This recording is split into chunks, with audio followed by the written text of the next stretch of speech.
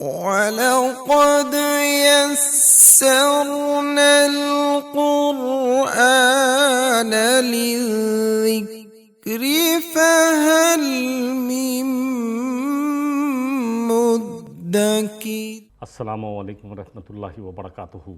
نحمدہ ونصلی علی رسولہ الکریم، اما بعد، فاعوذ باللہ من الشیطان الرجیم، بسم اللہ الرحمن الرحیم۔ رب اشرح لی صدری ویسر لی امری واحلل عقدۃ من لسانی یفقہوا قولی رب زدنی علما۔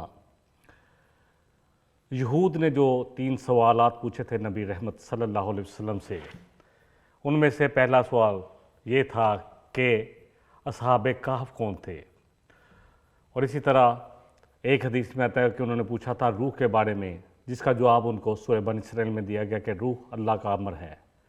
اور تمہیں جو علم دیا گیا ہے بہت کم دیا گیا ہے۔ اسی طرح ایک سوال یہ تھا کہ خضر علیہ السلام اور موسیٰ علیہ السلام کی ملاقات کہاں ہوئی اور کیوں ہوئی۔ الحمدللہ ہماری جو پچھلی 2 ایپیسوڈ ہیں ان میں ہم ان پر بات کر چکے ہیں۔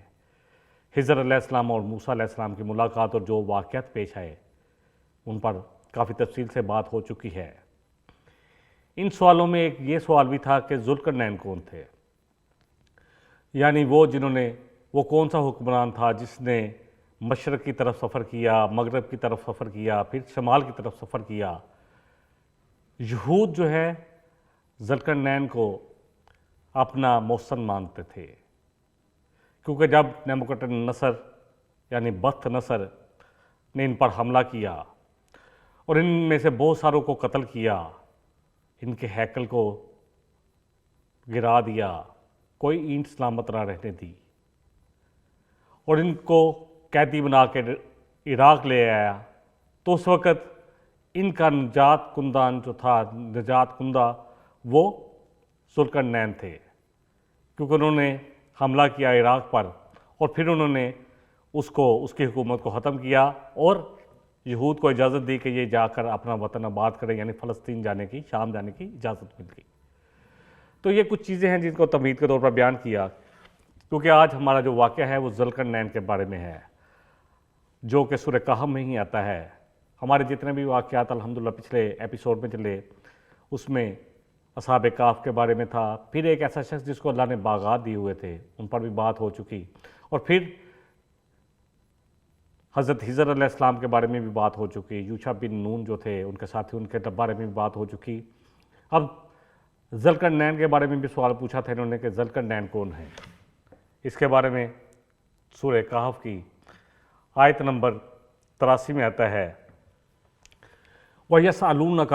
عَنْ ذِي الْقَرْنَيْنِ، کہ یہ آپ سے پوچھتے ہیں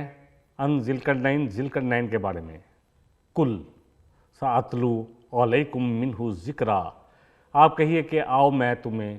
تم پر پڑھ سناتا ہوں اس کا ذکر۔ ذوالقرنین کون تھے؟ اس کے بارے میں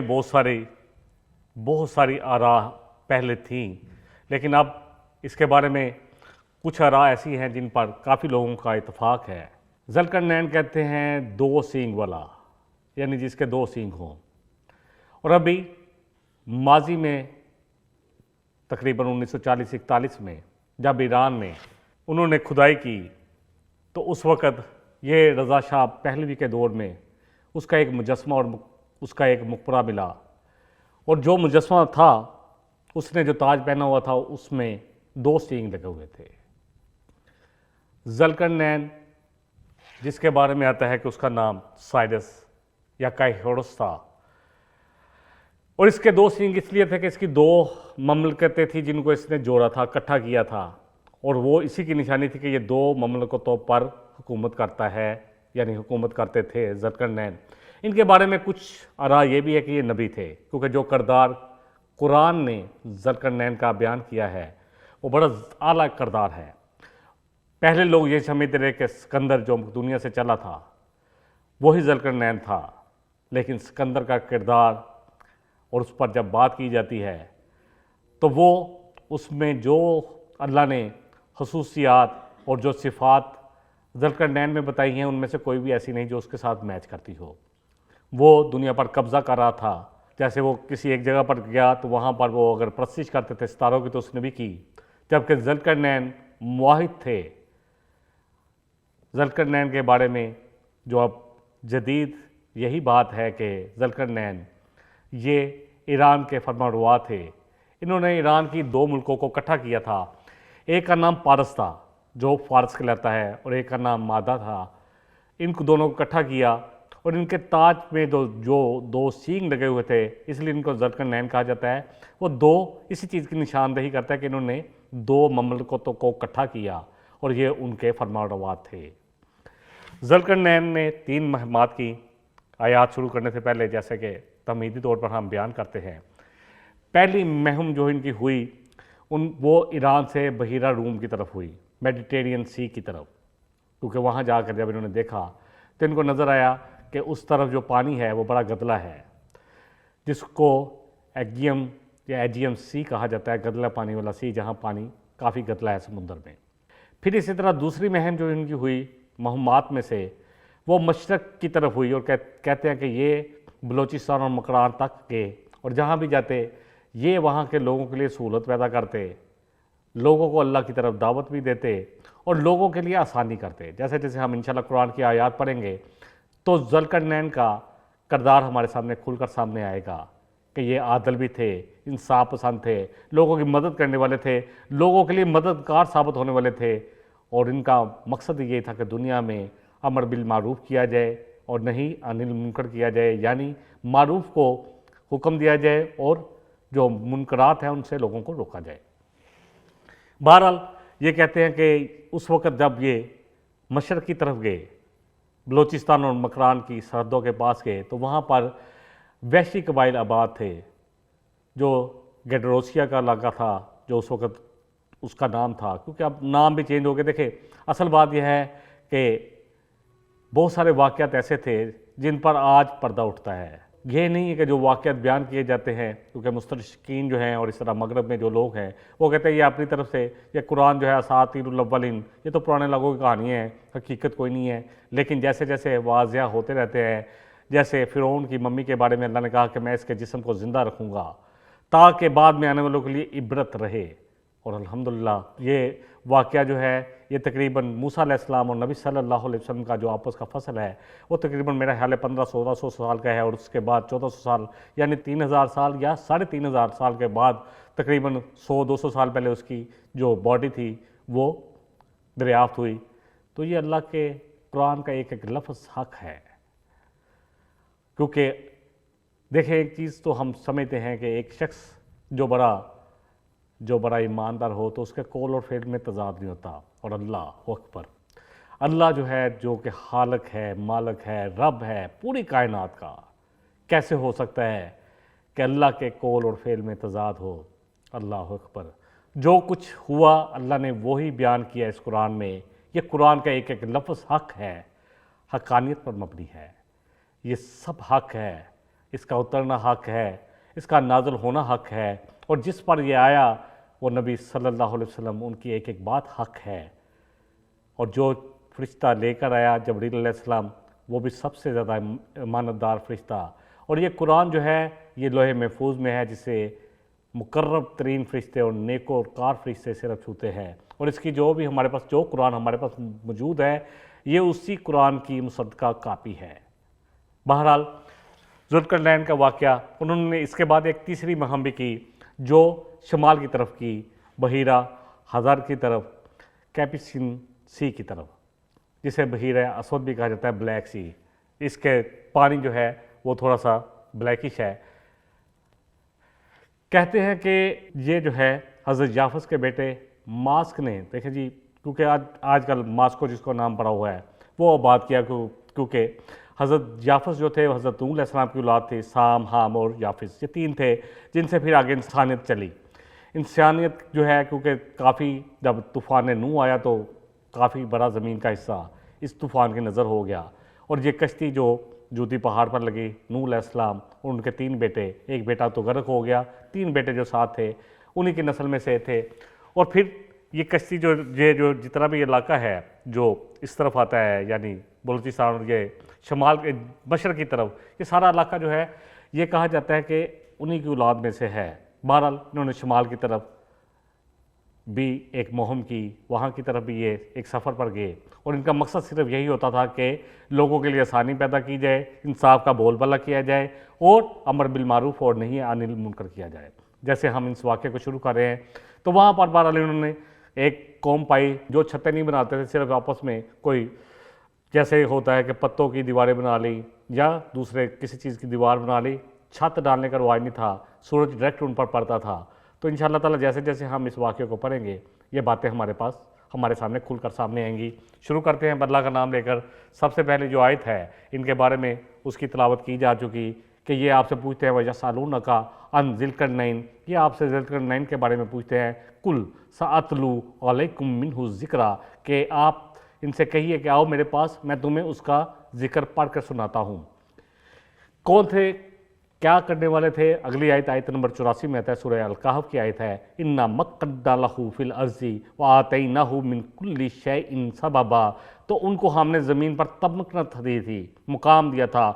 ان کو فرما روا بنایا تھا، اللہ فرما رہے ہیں، اور ان کو ہم نے وَآتَيْنَاهُ مِن كُلِّ شَيْءٍ سَبَبًا، اور جتنی وہ مہمات کر رہے تھے جو ایک حکمران کے لیے ضروری ہوتا ہے، یعنی اللہ نے ان کو جدید اس زمانے کا جو بھی اسلحہ تھا وہ فراہم کیا تھا، اسی طرح افرادی قوت بھی تھی ان کے پاس، جو سامان کسی مہم کے لیے اس وقت چاہیے تھا وہ اللہ نے ان کو سب کچھ دیا ہوا تھا۔ فَأَتْبَعَ سَبَبًا، آیت نمبر 85 میں آتا ہے کہ پھر انہوں نے ایک مہم کا آغاز کیا، ایک سفر کا آغاز کیا، ایک جرنی شروع ہوئی۔ اگلی آیت جو ہے، یہ پہلی جو مہم تھی، جو سفر تھا، جو جرنی تھی، وہ مغرب کی طرف تھی۔ حَتَّى إِذَا بَلَغَ مَغْرِبَ الشَّمْسِ وَجَدَهَا تَغْرُبُ فِي عَيْنٍ، پھر جب وہ مغرب کی طرف انہوں نے سفر کیا اور مغرب پہنچ گئے، اس کنارے پہ پہنچ گئے جہاں سورج سمندر میں ایسے لگتا تھا کہ جیسے پانی میں ڈوب رہا ہے، تو انہوں نے دیکھا کہ سمندر جو ہے اس گدلے پانی میں جو مغرب کی طرف جس کی پہلے بات ہو چکی اس میں ڈوب رہا ہے۔ تو انہوں نے وہاں پر ایک قوم کو پایا، ایک آبادی کو، ایک بستی کو پایا، وہاں پر کوئی ملک تھا جو آبادی تھی ان کو پایا، اور یہ میڈیٹرینین سی کے پاس بحیرہ روم اور میڈیٹرینین سی جس کو کہا جاتا ہے، یہ وہ علاقہ ہے جس کے آگے جیسے پہلے بھی بات ہوئی ایجین سی جو ہے وہ تھا جو گدلا پانی والا سمندر تھا، اور سمندر میں سورج جب غروب ہوتا شام کے وقت تو ایسے لگ رہا ہے جیسے وہ اسی پانی میں ڈوب رہا ہے۔ آج بھی جو لوگ سمندر کے سفر کرتے ہیں، الحمدللہ میں نے کیا ہے، سمندر کا جب سفر کیا جائے تو اس میں جب سورج طلوع ہوتا ہے تو ایسا لگتا ہے کہ جیسے پانی سے طلوع ہو رہا ہے، اور جیسے غروب ہوتا ہے تو ایسے لگتا ہے جیسے پانی میں ڈوب رہا ہے۔ تو بہرحال وہاں انہوں نے دیکھا کہ سورج جو ہے مغرب کی طرف ایک گدلے پانی میں ڈوب رہا ہے، جس کا ذکر اللہ فرما رہے ہیں آیت نمبر 86 میں جو ہم نے ابھی تلاوت کر رہے ہیں۔ آیت نمبر 86 کے اگلے سے میں آتا ہے قُلْنَا یا ذَا الْقَرْنَيْنِ، اللہ فرما رہے ہیں کہ ہم نے کہا اے ذی القرنین، اما ان تعذب و اما ان تتخذ فیہم حسنا، اے ذی القرنین اب تیرے پر ہے یہ معاملہ۔ اللہ سبحانہ و تعالیٰ نے ان سے کہا کہ تو ان کو سزا دے یا ان کے ساتھ بہتری والا سلوک کر۔ اب ذی القرنین کا کردار یہاں سے ہمارے سامنے آنا شروع ہوگا، ان کی سفر تو شروع ہوگا، جرنی شروع ہوگی، پہلی جو مہم تھی وہ بھی شروع ہو گئی کہ وہ انہوں نے سفر کیا مغرب کی طرف، اور وہاں انہوں نے ایک قوم کو پایا جہاں پانی گدلا ہوتا ہے، یعنی جو سی تھا وہاں پہ بحیرہ روم کا، تو وہاں پہ انہوں نے ایک قوم کو پایا۔ تو انہوں نے اللہ نے ان سے کہا کہ اس قوم کے بارے میں ذی القرنین تو فیصلہ خود ہی کر کہ یہ کس چیز کے مستحق ہیں، اگر تو چاہتا ہے تو ان کو عذاب دے، اور اگر چاہتا ہے تو ان کے ساتھ بہتری والا معاملہ، اچھا معاملہ کر، تجھے اس معاملے میں اختیار دیا جا رہا ہے۔ اللہ نے اختیار دیا، جیسے اللہ تعالیٰ دیکھیں ہم سیدھی سی بات ہے، ویسے تو اللہ تعالیٰ فرماتے ہیں جیسے سورہ صاد کی آیت نمبر 26 میں اللہ فرما رہے ہیں یا داؤد انا جعلناک خلیفۃ فی الارض فاحکم بین الناس بالحق، ہم نے تجھے زمین پر خلیفہ بنایا ہے، اقتدار دیا ہے، لوگوں کے درمیان حق کے ساتھ فیصلہ کرو۔ لیکن جب ہم دیکھتے ہیں کہ سلیمان علیہ السلام کو، جن کو اللہ نے بہت ساری نعمتوں سے نوازا، جنوں کو مسخر کر دیا، ہواؤں کو مسخر کر دیا ان کے لیے، اور پھر اسی طرح انسان بھی ان کے ساتھ تابع تھے، اسی طرح پرندوں کی بولیوں کو وہ سمجھ لیتے تھے، چونٹیوں کی بولی کو سمجھ لیتے تھے، جن ان کے لیے بڑے بڑے جو ہیں وہ محلات بلڈنگیں بناتے تھے، یہ سب کچھ اللہ نے دیا سلیمان علیہ السلام کو۔ اللہ اکبر، ایسی بادشاہ کہ اللہ نے ایسی بادشاہت کسی کو بھی نہیں دی۔ تو اللہ نے سلیمان علیہ السلام سے کہا کہ یہ ہماری عطا ہے، چاہے تو لوگوں پر احسان کر، ان پر بھی عطا کر، یا اپنے پاس روک لے بغیر حساب۔ اللہ اکبر، بغیر حساب، کوئی حساب نہیں۔ اسی طرح ذوالقرنین سے اللہ نے کہا کہ اس قوم کے بارے میں جو انہوں نے وہاں پائی جہاں سورج کو غروب ہوتے دیکھا بحیرہ روم کی طرف، کہ ذوالقرنین تو فیصلہ کر لے، تو چاہے تو ان پر احسان کر، ان کے ساتھ بہترین سلوک کر، یا تو چاہے تو ان کو سزا دے۔ ذوالقرنین کا کردار یہاں سے اب شروع ہوتا ہے۔ کہا ذوالقرنین نے، دیکھیں ان کے بارے میں یہ بھی آتا ہے کہ یہ بعض نے کہا کہ یہ نبی بھی تھے، اللہ عالم، اللہ بہتر جانتے ہیں، تو ڈیفینیٹلی کردار ان کا بڑا زبردست ہے۔ قالا اما من ظلم فسوف نعذبہ، کہا کہ وہ جو ظالم ہوگا، شرک کر رہا ہوگا اللہ کے ساتھ، سب سے بڑا ظالم کون ہے؟ ان شرک اللہ ظلم عظیم، سب سے بڑا ظلم شرک ہے، کیونکہ شرک کے جو ہے اپوزٹ کیا ہے؟ عدل ہے۔ عدل کیا ہے؟ کہ ہر ایک کو اس کا مقام دیا جائے۔ اللہ کا مقام ہے کہ صرف اسی کی عبادت کی جائے، اسی کی بندگی، اسی سے مانگا جائے، اسی سے دعائیں مانگی جائے، یہ اللہ ہے۔ اور پھر اگر شرک کیا جائے تو یہ سب سے بڑا ظلم ہے۔ بہرحال اللہ سبحانہ وتعالیٰ نے جو ہے، جو اس وقت ذوالقرنین نے کہا وہ بیان کیا، قالا اما من ظلم فسوف نعذبہ، کہ جو بھی ظالم ہوگا تو اس کو میں سزا دوں گا، ثم یرد الی ربہ، پھر وہ اپنے رب کی طرف لٹایا جائے گا، فیعذبہ عذابا نکرا، تو پھر اللہ کے پاس بھی اس کو ہمیشہ والا عذاب ملے گا۔ نکرا، نکرا جب آتا ہے تو یہ ایسا عذاب ہے، ایک معرفہ ہے، ایک نکرا ہے، جو ایک خاص طور پر جو عذاب ہوتا ہے جو اللہ جو دیں گے، یعنی پھر اللہ بھی اس کو عذاب دے گا۔ میں جو بھی ظلم کرے گا، یعنی ظالموں کو میں نہیں چھوڑوں گا، نا انصاف لوگوں کے ساتھ زیادتی کرنے والے، لوگوں کے مال کھانے والے، اللہ کے ساتھ شرک کرنے والے، لوگوں کا حق نہ دینے والے، اللہ کا حق نہ دینے والے، ایسے ظالموں کو میں عذاب دوں گا۔ پھر جب وہ اللہ کے پاس جائیں گے تو اللہ بھی ان کو عذاب دے گا۔ وَأَمَّا مَنْ آمَنَ، اور ہاں جو بھی ایمان والا ہوگا، جو ایمان لے آئے گا، جو دعوت میں اللہ کی طرف دے رہا ہوں، دیکھیں شہادت علی الناس، دوسری جگہ جا کے اللہ کی شہادت دینا کہ اللہ ایک ہے، اور جو بھی ایمان لائے گا، فرمایا وَأَمَّا مَنْ آمَنَ وَعَمِلَ صَالِحًا، کہ جو بھی ایمان لایا اور پھر اچھے عمل کرے گا، صالح عمل کرے گا، فَلَهُ جَزَاءً الْحُسْنَىٰ، میں اس کو بہترین جزا بھی دوں گا، وَسَنَقُولُ لَهُ مِنْ أَمْرِنَا يُسْرًا، اور پھر ان قریب اس سے ایسی بات کی جائے گی جس سے اس کا معاملہ اس کے لیے آسان ہو جائے گا، یعنی اللہ کے ہاں بھی اس کا معاملہ آسان ہو جائے گا۔ یہ ان کی پہلی مہم تھی جو انہوں نے کی، پہلی جرنی، پہلا سفر جو انہوں نے کیا، اور وہاں جا کے انہوں نے وہی کیا کہ جو لوگ تو اللہ پر ایمان لے آئے اور ایمان کے مطابق صالح عمل کیا، اچھے عمل کرنے والے لوگ، ان کو جزا بھی دی، ان کو انہوں نے نوازا بھی، اور کہا کہ ان قریب اللہ ان کے ساتھ اور بھی آسانی والا معاملہ کرے گا۔ اللہ اکبر، اللہ ہم سب کے لیے آسانی والا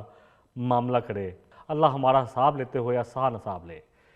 حساب کے وقت آسانی والا معاملہ اللہ ہم سب کے ساتھ کرے۔ بہرحال اگلی آیت نمبر 89 ہے، جس میں آتا ہے کہ انہوں نے دوبارہ ایک اور مہم کا آغاز کیا،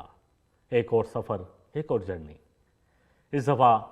مغرب کی طرف آپ ہو آئے تھے جہاں پر سورج کو ڈوبتا ہوا دیکھ لیا تھا، جب وہ پہنچے ایسی جگہ پر جہاں سے سورج طلوع ہوتا تھا۔ بہرحال انہوں نے مشرق کی طرف جو سفر کیا، جو مہم انہوں نے اختیار کی، تو اس کا ذکر آ رہا ہے۔ تو انہوں نے وہاں پر ایک قوم کو پایا، حتی اذا بلغا مطلع الشمس، جب یہ سورج طلوع ہونے کی جگہ پر پہنچے، وجدہا تطلع علی قوم لم نجعل لہم من دونہا سترا، تو انہوں نے دیکھا کہ ان کے پاس کوئی سایہ نہیں تھا،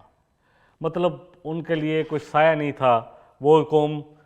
کسی قسم کا کوئی سایہ نہیں پاتے تھے، سورج بھی ان پر ڈائریکٹ آتا تھا۔ تو ذوالقرنین جب ان کے پاس اس مہم میں پہنچے تو بہرحال انہوں نے وہاں پر ایک قوم کو پایا، اور اس کا ذکر اتنا ہی آتا ہے، اللہ فرما رہے اسی طرح وَقَدْ أَحَطْنَا بِمَا لَدَيْهِ خُبْرًا، کہ جو کچھ اس کے پاس تھا، یعنی جہاں تک وہ جا سکتا تھا وہ گیا اللہ کا پیغام لے کر۔ تو وہاں پر وہ پہنچے، وہ مشرق کی طرف بھی انہوں نے سفر کیا اور وہاں تک گئے جہاں سورج جو ہے وہ طلوع ہوتا تھا، اور سورج کی جہاں سے طلوع ہوتا ہے اس طرف گرمی بھی زیادہ ہوتی ہے، تو اس طرف انہوں نے سفر کیا۔ اس کے بعد ایک اور مہم کی انہوں نے جو شمال کی طرف تھی۔ اللہ ہمارے ثم اتبع سببا، پھر انہوں نے ایک اور مہم اختیار کی، ایک اور جرنی، ایک اور سفر کیا۔ حتی اذا بلغ بین السدین، یہاں تک کہ وہ وہاں پر پہنچے جہاں دو دیواریں آپس میں ملتی تھی۔ وجد من دونہما قوما لا یکادون یفقہون قولا، تو انہوں نے ایک ایسی قوم کو پایا جو بات ہی نہیں سمجھتے تھے۔ مشرق کی طرف ایسی قوم کو پایا جن پر سورج ڈائریکٹ آتا تھا، میں نے آغاز میں شاید کہا کہ شمال کی طرف، یہ مشرق کی طرف تھا جن پر سورج جو ہے وہ براہ راست آتا تھا۔ یہ لوگ ایسے لوگ تھے جو وحشی قبائل کی طرح رہتے تھے، اور انہوں نے کوئی ایسے گھر نہیں بنائے ہوئے تھے، یا دیواریں تھیں پتوں کی تو اوپر چھتیں نہیں تھیں، یا اوپن رہتے تھے۔ بہرحال سورج سے ان کا کوئی پردہ نہیں تھا، مطلب یہ سورج سے انہوں نے چھتیں نہیں بنائی ہوئی تھی یا پتے نہیں ڈالے ہوئے تھے اپنی دیواروں پر جس سے یہ سورج کی گرمی سے بچ سکتے۔ تو وہاں تک سفر کیا، وہاں اتنا ہی آتا ہے۔ بہرحال انہوں نے ان کی جو بھی خبر گیری کرنی تھی کی۔ اب انہوں نے ایک اور سفر کیا شمال کی طرف۔ ثم اتبع سببا، پھر انہوں نے ایک اور مہم کا آغاز کیا، جہاں تک کہ جب وہ وہاں پہنچے جہاں پر دو دیواروں کے پاس بین السدین وجد من دونہما، تو ان دونوں کے پاس انہوں نے پایا قومن، ایک قوم کو، لا یکادون یفقہون قولا، جو کسی بات کو سمجھتے نہیں تھے، یعنی ان کی ایسی بولی تھی جو ان کے لشکر میں سے بھی کوئی نہیں جانتا تھا۔ اور ڈیفینیٹلی پھر جب کوئی بولی نہ آتی ہو تو اشاروں سے سمجھایا جا سکتا ہے، اور پھر کوئی نہ کوئی شخص ایسا ہوتا ہے جو تھوڑی سا بہت بولی کو سمجھ رہا ہوتا ہے تاکہ ایک دوسرے سے آپس میں انٹریکشن ہو سکے۔ تو بہرحال یہ ایک دوسرے بولی جو نہیں سمجھ پا رہے تھے، جو کہہ رہے تھے ان کے سمجھ میں نہیں آ رہی تھی۔ بہرحال جب ان میں آپس میں انٹریکشن ہوا تو اب اس قوم نے ان سے درخواست کی، کس سے؟ ذوالقرنین سے۔ قالوا یا ذوالقرنین، کہنے لگے کہ اے ذوالقرنین، انا یاجوج و ماجوج مفسدون فی الارض، کہ یہ یاجوج اور ماجوج انہوں نے تو زمین پر فساد پھیلا رکھا ہے۔ انہوں نے جو ہے ذوالقرنین سے کہا کہ اے ذوالقرنین، 94 میں ہم نے پڑھا کہ ذوالقرنین سے انہوں نے کہا کہ ذوالقرنین، کیا ہم تیرے لیے کوئی حراج نہ مقرر کر دے یا کوئی ٹیکس دے، جزیہ دے، کہ تو ہمارے اور یاجوج اور ماجوج کے درمیان ایک دیوار کھڑی کر دے، کیونکہ یہ آ کر فساد کرتے ہیں۔ تو آیت نمبر 95 میں آتا ہے ذوالقرنین نے کہا قال ما مکنی فیہ ربی خیر، کہ اللہ نے جو کچھ مجھے دیا ہوا ہے وہ میرے لیے بہت ہے۔ فاعونی بقوت، مجھے مدد دو صرف قوت کے ساتھ، یعنی افرادی قوت چاہیے۔ اجعل بینکم و بینہم ردما، تو میں تمہارے اور ان کے درمیان ایک دیوار بنا دوں گا۔ ذوالقرنین سے کہا کہ مجھے اللہ نے بہت کچھ دیا ہوا ہے، مجھے کوئی ٹیکس وہ نہیں چاہیے، اپنا حراج نہیں چاہیے۔ ہاں تم اس طرح کرو کہ افرادی کو وہ تم دو تو میں تمہارا یہ کام کر دیتا ہوں۔ آتونی زبر الحدید، تم اس طرح کرو لوہے کے بڑے بڑے ٹکڑے لے کے آؤ۔ حتی اذا، پھر جب انہوں نے جوڑ کے دیوار بنائی، حتی اذا ساوا بین الصدفین، پھر جب انہوں نے اس کو بھر دیا، ان کو کر دیا، قال ننفخ، لوہے کے تختے جوڑے، ان کے درمیان جو گیپ تھا اس کو انہوں نے بھر کے، تو ان سے کہا کہ اب اس کو آگ کے ساتھ اس کو جوڑ کر، تو کہا اب اس کو ہوا دو تاکہ یہ آگ ٹھنڈی ہو اور یہ دیوار مضبوط ہو جائے۔ حتی اذا جعلہ نارن، جب وہ بالکل آگ کی طرح گرم ہوئی تو انہوں نے پہلے آگ پھونکی تو پھر اس کو ٹھنڈے ہو گئی۔ قال آتونی افریغ علیہ قطرہ، تو کہنے لگے کہ اب میرے پاس اس طرح کرو کہ تم لے آؤ پگھلا ہوا تانبا۔ پہلے دیوار بنائی، اس کو پھر ان سے کہا کہ اس کے نیچے آگ جلاؤ۔ قال ننفخ، کہا اس کے نیچے آگ جلاؤ۔ پھر جب وہ گرم ہو گئی، سرخ ہو گئی، تو کہا میرے پاس پگھلا ہوا تانبا لے آؤ۔ تانبا اس پر انڈیل دیا اور کہا، آیت نمبر 97 میں آتی ہے، کیا وہ اس کی استطاعت نہیں رکھتے کہ اس پر چڑھ سکیں اور نہ ہی اس میں نقب لگا سکیں، یعنی یاجوج اور ماجوج جو ہیں نہ اس پر چڑھ سکتے ہیں، فمستطاعوا ان یظہروہ، کہ اس پر چڑھ جائیں، اور نہ ہی اس میں کوئی نقب لگا سکتے ہیں، یعنی اس دیوار کو توڑ نہیں سکتے۔ اتنی مضبوط دیوار انہوں نے بنا دی ان کے لیے۔ اور پھر سب سے بڑی بات ہے کہ جو انہوں نے اس کے بعد کہا قال ھذا رحمۃ من ربی، کہنے لگے کہ یہ میرے رب کی رحمت ہے۔ فاذا جاء وعد ربی جعلہ دکا، تو جب میرے رب کا قیامت کا وعدہ آئے گا تو وہ اس دیوار کو ریزہ ریزہ کر دے گا۔ وکان وعد ربی حقا، اور قیامت کا وعدہ جو میرے رب نے کر رکھا ہے وہ سچا ہے۔ یہ تھا ذوالقرنین کا کردار کہ ایک طرف مغرب کی طرف جاتے ہیں تو وہاں بھی مدد کرتے ہیں، جو ایمان لاتے ہیں ان کو اجر دیتے ہیں، اور جو لوگ ان کو تنگ کر رہے تھے، ظلم کر رہے تھے، ان کو سزا دیتے ہیں۔ مشرق کی طرف جاتے ہیں تو اس قوم کے جا کر دیکھتے ہیں کہ ان کے چھتوں کے اوپر انہوں نے چھتیں بھی نہیں ڈالی ہوئی، سورج ڈائریکٹ ان کو تنگ کرتا ہے تو ان کی مدد کرتے ہیں۔ پھر مشرق کی طرف آتے ہیں تو دیکھتے ہیں کہ وہ قوم جو بولی بھی نہیں سمجھ پا رہی، اور ان کے جو فساد مچا ہوا تھا، کیونکہ ان کی طرف فساد مچانے والے وہ لوگ تھے، یاجوج اور ماجوج جو ہیں یہ انسانی نسل میں سے ہی ہیں۔ نبی رحمت صلی اللہ علیہ وسلم نے فرمایا کل قیامت والے دن اللہ آدم علیہ السلام سے کہیں گے کہ اپنی نسل میں سے جہنم کا حصہ نکال لو۔ آدم علیہ السلام پوچھیں گے اللہ کتنا؟ کہا جائے گا ہر 1000 میں سے 999۔ صحابہ پریشان ہو گئے۔ نبی رحمت صلی اللہ علیہ وسلم نے فرمایا کہ اس میں زیادہ تعداد یاجوج اور ماجوج کی ہوگی۔ بہرحال یہ یاجوج اور ماجوج کا ذکر جو ہے سورہ الانبیاء کی آیت نمبر 96 میں بھی آتا ہے۔ اللہ فرمایا حتی اذا فتحت یاجوج و ماجوج، جب کھول دیا جائے گا، کیونکہ یہ دیوار روز آ کر کوشش کرتے ہیں نقب لگانے کی، لیکن جتنا لگا لیتے ہیں پھر یہ کہتے ہیں کل آگے کریں گے، انشاءاللہ نہیں کہتے، اور جب آتے ہیں تو دیوار کو پھر اسی طرح پاتے ہیں۔ یہ دیوار کہاں ہے یہ اللہ ہی جانتا ہے۔ دیکھیں آج سے 100 سال 150 سال پہلے تو لوگوں کو یہ بھی نہیں پتا تھا کہ امریکہ بھی کوئی ہے کنٹری، تو وہ بھی بعد میں پتہ چلا، تو یہ اللہ ہی جانتے ہیں یہ دیوار کس طرف ہے، کہاں ہے۔ بہرحال وہ اللہ فرما رہے ہیں جب ان کو کھول دیا جائے گا، وَهُم مِّن كُلِّ حَدَبٍ يَنْسِلُونَ، تو یہ ہر اونچائی سے ایسے ہوگا جیسے سمندروں کی طرح آ رہے ہیں۔ اس وقت جو وعدہ اللہ کا حق ہے وہ سچا ہو جائے گا، یعنی قیامت کا وعدہ پورا ہو جائے گا، اس وقت قیامت قائم ہو جائے گی۔ کچھ احادیث سے اس بات کو سمجھ لیتے ہیں۔ صحیح بخاری کی ایک حدیث ہے یاجوج اور ماجوج کے بارے میں۔ حضرت زینب بنت جہش رضی اللہ عنہا راویہ ہیں، فرماتی ہیں کہ نبی صلی اللہ علیہ وسلم میرے پاس آئے بڑے گھبرائے ہوئے۔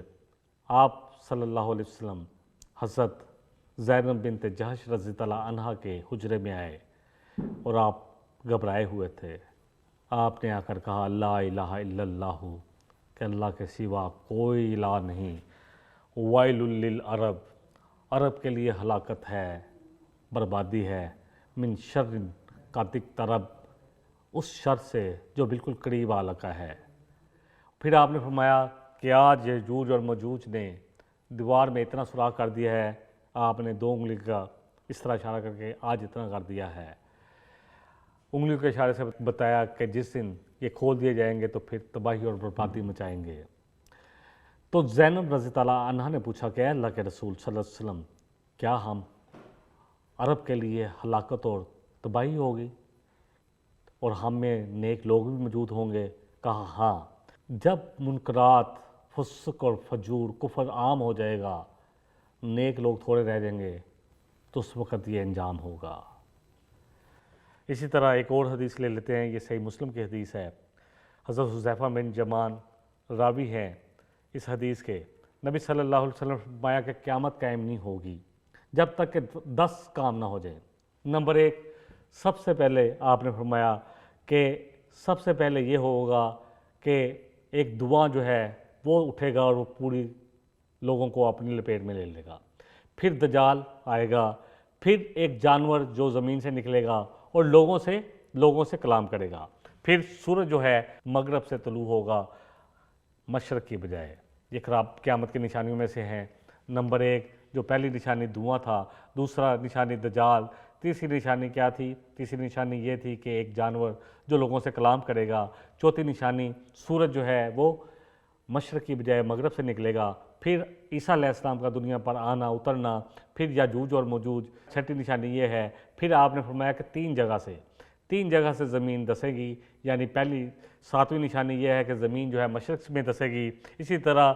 ایسے زلزلے آئیں گے کہ زمین مغرب میں بھی دسے گی، اور اس طرح ایسے زلزلے آئیں گے کہ زمین جزیرۃ العرب میں بھی اسی طرح زمین جو ہے وہ دس جائے گی۔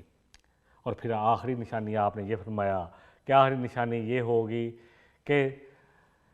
اللہ اکبر، کہ لوگوں کو ایک آگ ایسی نکلے گی جو لوگوں کو حشر کی طرف لے کر جائے گی، حشر کی طرف دھکیلتے ہوئے لے جائے گی، یعنی حشر کے میدان کی طرف دھکیلتے ہوئے لے جائے گی۔ قیامت قائم ہوگی۔ اسی طرح نبی صلی اللہ علیہ وسلم کی ایک اور حدیث ہے، 2937 اس حدیث کا نمبر ہے، صحیح مسلم کی حدیث ہے۔ نبی صلی اللہ علیہ وسلم نے فرمایا کہ قیامت کس وقت قائم ہوگی؟ جب دجال جو ہے وہ ظاہر ہوگا، عراق اور شام کے درمیان سے یہ شخص آئے گا، اور یہ شخص ایسی طاقت رکھتا ہوگا کہ دجال جو ہے، نبی صلی اللہ علیہ وسلم نے فرمایا کہ اگر اس وقت میں موجود ہوا تو میں اس کے لیے کافی ہو جاؤں گا، اور اگر میں نہ ہوا تو تم سب اپنے اوپر خود ہی نگہبان ہو، اپنے معاملات میں خود ہی نگہبان ہو، کیونکہ وہ ایسا دور ہوگا، ایک شخص صبح مومن ہوگا اور رات کو کافر ہو جائے گا، اور ایک رات کو مومن ہوگا اور صبح کافر ہو جائے گا۔ اس کو ایسی اللہ طاقت دی ہوگی کہ وہ اس کے بارے میں نبی صلی اللہ علیہ وسلم نے فرمایا کہ اس کو گنگریالے بال ہوں گے، ایک آنکھ کانا ہوگا، اور پھر وہ جس زمین پر جائے گا وہاں سے جس کو حکم دے گا زمین کو تو وہ خزانے اگل دے گی، بادلوں کو حکم دے گا تو وہ بارش برسائیں گے، اور پھر وہ ایک شخص کو بلائے گا، اس کو 2 ٹکڑے کرے گا، اور پھر جب اس کو زندہ کر دے گا اور اس کو دوبارہ جو ہے وہ زندہ کر کے تو وہ ہنستا ہوا اس کے پاس آ جائے گا۔ اسی طرح بہت سارے فتنے ہیں جس کے بارے میں نبی صلی اللہ علیہ وسلم نے دجال کے فتنے سے بچنے کے لیے اسپیشلی یہ سورت جو سورہ کہف ہے، اس کی پہلی 10 آیات اور آخری 10 آیات، ایک حدیث میں پہلی 10 آیات، ویسے تو یہ پوری سورت ہی جو ہے یہ دجل سے ہے، دھوکہ کہتے ہیں۔ دجال جو سب سے بڑا دھوکے باز، جو انسان دیکھ رہا ہوگا اصل میں وہ دھوکہ ہوگا۔ اور اس وقت اللہ کے رسول صلی اللہ علیہ وسلم نے فرمایا کہ ایمان بچانے کے لیے ہو سکے تو تم اپنے گھروں کو چھوڑ دینا اور پہاڑوں میں جا کر پناہ لے لینا، برساتی نالوں کے پار جا کر اپنے آپ کو بچا لینا، اپنے ایمان کو بچا لینا، کیونکہ ہر شخص اپنے بارے میں خود نگہبان ہوگا۔ اور پھر اللہ کے رسول صلی اللہ علیہ وسلم نے فرمایا کہ اس کے بعد عیسیٰ علیہ السلام کا نازل ہونا ہے، اور وہ جہاں تک ان کا سانس جائے گا تو کافر اس وقت مرتے جائیں گے، آپ آ کر سور کو قتل کر دیں گے، صلیب توڑ ڈالیں گے، اور پھر دنیا میں خوشحالی ہوگی۔ اور ابھی یہ دور چل ہی رہا ہوگا کہ اللہ کی طرف سے پیغام آئے گا کہ یاجوج اور ماجوج کو کھول دیا گیا ہے، اور یہ ایسا لشکر ہے جس سے آپ مقابلہ نہیں کر سکتے، وہ سمندروں کے پانی پی جائیں گے، اور ایسے لگے گا کہ ہر طرف ان کا سیلاب آ رہا ہے۔ تو عیسیٰ علیہ السلام سے کہا جائے گا کہ آپ مومن بندوں کو لے کر کہیں پناہ لے لیں، تو عیسیٰ علیہ السلام کسی اونچے مقام پر جا کر پناہ لے لیں گے۔ میں اس حدیث کا مفہوم بیان کر رہا ہوں، کافی لمبی حدیث ہے، حدیث کا نمبر میں نے بول دیا ہے، جو پڑھنا چاہتے ہیں وہ پڑھ سکتے ہیں حدیث کی کتابوں میں، صحیح بخاری کی حدیث ہے، صحیح بخاری میں بھی اور صحیح مسلم کی حدیث کا نمبر میں نے بول دیا ہے، تو اس کو پڑھا جا سکتا ہے۔ میں صرف مفہوم بیان کر رہا ہوں۔ اس وقت ایک بیل کے سر کی قیمت، یعنی ایک جو بیل کا سر ہوتا ہے اس کی قیمت 100 دینار سے بھی زیادہ ہوگی، یعنی کھانا پینا اتنا زیادہ ہو جائے گا۔ عیسیٰ علیہ السلام اور مومن جو ہیں اللہ کے بندے، وہ رو رو کر اللہ سے گر گڑا کر دعائیں مانگیں گے کہ اللہ ہمیں اس مصیبت سے، یاجوج اور ماجوج کی مصیبت سے نجات عطا فرما۔ حدیث کا نمبر صحیح مسلم کی 2937 ہے، نوٹ کر لیں، لمبی حدیث ہے، اس کو پڑھ لیں۔ اور پھر اللہ کا حکم ایسا ہوگا کہ اللہ ایک ایسی ہوا چلائیں گے کہ ان کے گردنوں میں کیڑے پڑ دیں گے، یہ سب کے سب مار دیے جائیں گے۔ پھر اللہ ایک ایسی بارش برسائیں گے کہ یہ سب کے سب ایک ایسی کہ ان کا سارا کا سارا، کیونکہ ایسے اللہ پرندے گدھ بھیجیں گے جو ان کی لاشوں کو اٹھا کر لے جائیں گے، وہاں پر اب غلاظت کا خون ہوگا۔ پھر اللہ ایک ایسی بارش برسائیں گے جس سے یہ سب کچھ صاف ہو جائے گا۔ یہ لمبی حدیثیں ہیں جو قیامت کے جو سے پہلے جو واقعات رونما ہونے ہیں ان کے بارے میں ہیں۔ تو بہرحال یاجوج اور ماجوج بھی قیامت سے پہلے ظاہر ہوں گے، اور پھر عیسیٰ علیہ السلام کا دور ایسا ہوگا کہ اس وقت ایسی نعمتیں اگائے گی کہ ایک انار ایک جماعت کے لیے پورا ہو جائے گا۔ اسی طرح آپ نے فرمایا کہ گائے کا دودھ جو ہے ایک بستی کے لیے پورا ہو جائے کرے گا، بکری کا دودھ جو ہے بستی کے ایک کنبے کے لیے پورا ہو جائے کرے گا، مطلب اتنی خوشحالی ہوگی۔ اور پھر اللہ ایک ہوا چلائیں گے جس سے مومن جو ہیں سارے وفات پا جائیں گے، اور پھر قیامت کافروں اور فاجروں پر قائم ہوگی۔ بہرحال یہ یاجوج اور ماجوج کا ذکر تھا، ذوالقرنین کے ساتھ تھا، اس لیے ان کا بھی ذکر ساتھ ہی کر دیا گیا۔ اللہ سے دعا ہے کہ ان تمام واقعات میں میرے اور آپ کے لیے جو عبرت ہے، جو سبق ہے، اللہ ہمیں وہ ہم سب کو وہ عطا فرمائے، قرآن کا صحیح فہم عطا فرمائے۔ اللہ تعالیٰ مجھے اور آپ کو قرآن کے ساتھ جوڑ دے اور اس امت کو قرآن پر اکٹھا کر دے۔ وآخر دعوانا ان الحمد للہ رب العالمین، سبحانک اللہم و بحمدک، اشہد ان لا الہ الا انت، استغفرک و اتوب الیک۔ السلام علیکم ورحمۃ اللہ وبرکاتہ۔ وَلَقَدْ يَسَّرْنَا الْقُرْآنَ لِلذِّكْرِ فَهَلْ مِن مُّدَّكِرٍ